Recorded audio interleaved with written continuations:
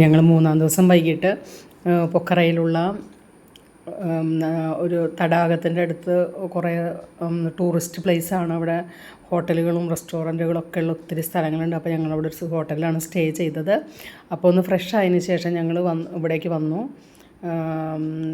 വഞ്ചികളെല്ലാം ബോട്ടിങ്ങിൻ്റെ സമയമെല്ലാം കഴിഞ്ഞിരുന്നു കേട്ടോ ഞങ്ങൾ വന്നപ്പോൾ. അതിൻ്റെ അടുത്തൊരു നേപ്പാളി സമാജം നടക്കുന്നുണ്ട്. അവിടുത്തെ ആൾക്കാർ നേപ്പാളികളായിട്ടുള്ള കുറച്ച് പേരുടെ എന്തോ ഒരു യോഗമാണ് നടക്കണേ കേട്ടോ, ഈ തീരത്തിനടുത്തായിട്ട് തന്നെ കേട്ടോ.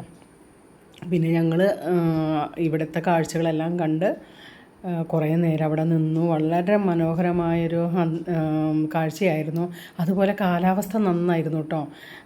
നല്ല തണുത്ത കാറ്റായിരുന്നു. കാരണം മറ്റൊരു ഹിമാലയത്തിൻ്റെ വേറൊരു ഇപ്പുറം ഭാഗമാണ് ഇത് കേട്ടോ. അപ്പോൾ ചുറ്റും മലകളും താഴ്വാരങ്ങളും ഒക്കെയുള്ള നല്ല മനോഹരമായൊരു സ്ഥലം. കുറേ നേരം ഞങ്ങളത് കണ്ടു നിന്നു. ഞാനത് കണ്ടു.